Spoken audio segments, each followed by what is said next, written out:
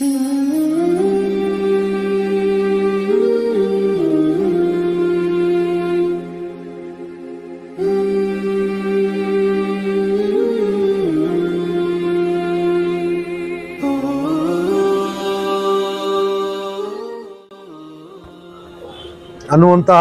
ಭ್ರಮೆ ಅವರಲ್ಲಿ.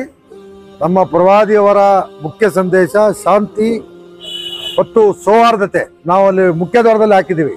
ಪ್ರವಾದಿಯವರ ಸಂದೇಶದಲ್ಲಿ ಶಾಂತಿ ಮತ್ತು ಸೌಹಾರ್ದತೆಯನ್ನು ಪಾಲಿಸೋಣ ಅಂತ ಹಾಕಿದ್ದೀವಿ. ಮತ್ತು ವಿಶೇಷವಾಗಿ ಇವತ್ತು ಕೆಲವು ಕಿಡಿಗೇಡಿಗಳ ಹತ್ರ ವಾತಾವರಣವನ್ನು ನಿರ್ಮಾಣ ಮಾಡ್ತಾ ಇದ್ದಾರೆ. ಇಸ್ಲಾಮಿನ ಒಂದು ನಾಯಿ ಮಲಗಿದ್ರೆ ಜೋರಾಗಿ ಚಪ್ಪಲಿಯಲ್ಲಿ ಹೆಜ್ಜೆಯನ್ನು ಹಾಕಬಾರ್ದು ಅಂತ ಹೇಳುವಂಥ ಧರ್ಮ ಯಾವುದೇ ಉಗ್ರಗಾಮಿತನ ಹಿಂಸೆತನ ಇಸ್ಲಾಂ ಸಹಿಸೋದಿಲ್ಲ.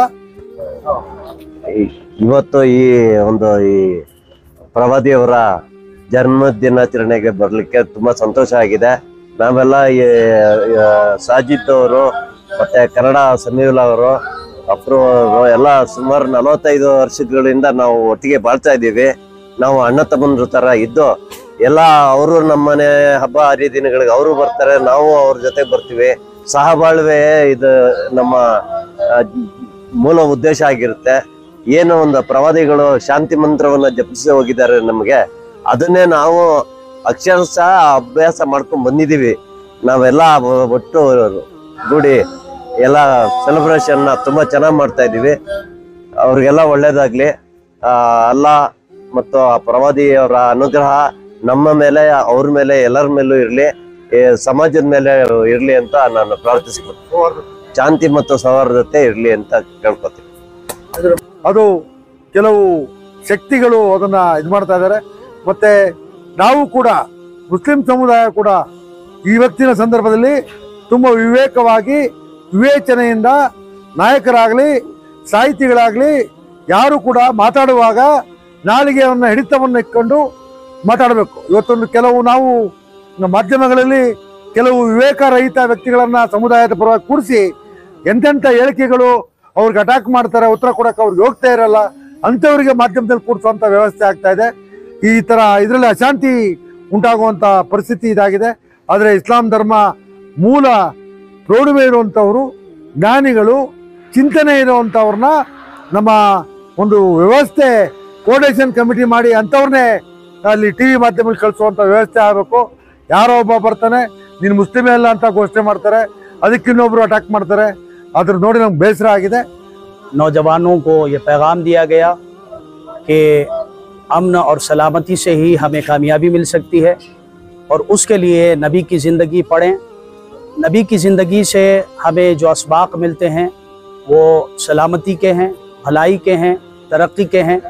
तो जो नौजवान तरक्की और कामयाबी चाहते हैं उनसे ये गुजारिश है कि नबी की सीरत और नबी की ज़िंदगी मुबारक को पढ़कर और अपनी ज़िंदगी को बेहतर बनाएं। कि हुजूर का बचपन वो था कि जो अपने भाइयों का भी ख्याल रखते थे।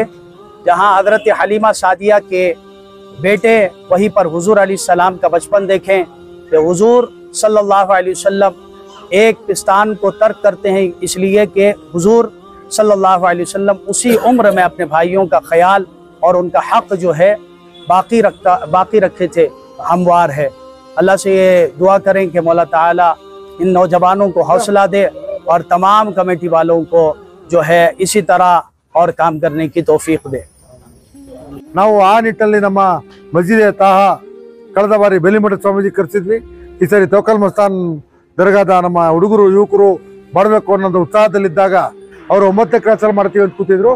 ನಮ್ಮ ಮಸ್ಜಿದ್ ತಾಹ ಆಡಳಿತ ಮಂಡಳಿ ಎಲ್ಲ ಬೈತುಲ್ ಮಾಲ್ ಅವರು ಎಲ್ಲರೂ ಸೇರಿ ಸಹಕಾರ ಕೊಡಬೇಕು ಅನ್ನೋ ಸ್ಥಿತಿಯಲ್ಲಿ ಅವರು ಸಹಕಾರವನ್ನು ಕೊಟ್ಟು ತುಂಬ ಯಶಸ್ವಿಯಾಗಿ ನಡೀತು. ಶಾಂತಿ ಮತ್ತು ಸೌಹಾರ್ದತೆ ಇಸ್ಲಾಮಿನ ಮೂಲತಂತ್ರ. ಇಸ್ಲಾಂ ಒಂದು ನಮಾಜ್ ನಾವು ಇದು ವಜೂ ಮಾಡುವಾಗ ನಾಯಿ ನೀರಿಗೆ ಒದ್ಲಾಡ್ತಿದ್ರೆ ನಮ್ಮ ವಜೂ ಮಾಡಿದ್ರೆ ನಾವು ನಮ್ಮ ನಮಾಜ್ ಆಗೋದಿಲ್ಲ ಅಂತ ಹೇಳುವಂಥ ಧರ್ಮ. ಶಾಂತಿ ಮತ್ತು ಸೌಹಾರ್ದತೆಯನ್ನು ಕಾಪಾಡುವಂಥ ಕೆಲವು ಕಿಡಿಗೇಡಿಗಳು, ಕೆಲವು ಅದು ಹುಜೂರ್ ಪ್ರವಾದಿಯವರ ಸಂದರ್ಭದಲ್ಲಿದ್ರು ಈಗಲೂ ಇರ್ತಾರೆ ಸಹಜ. ಆದರೆ ನಮ್ಮ ಸಮುದಾಯ ತುಂಬ ವಿವೇಕ, ವಿವೇಚನೆ, ಶಾಂತಿ, ಸೌಹಾರ್ದತೆ, ತಾಳ್ಮೆಯಿಂದ ಇರಬೇಕು ಅಂತೇಳಿ ನಾನು ಮಸ್ಜಿದ್ ಅಧ್ಯಕ್ಷನಾಗಿ ಮೊಹಮ್ಮದ್ ಕಣವೇಜ್ಗೆ ಅಧ್ಯಕ್ಷನಾಗಿ ಕೋರ್ಕೊಳ್ತೇನೆ.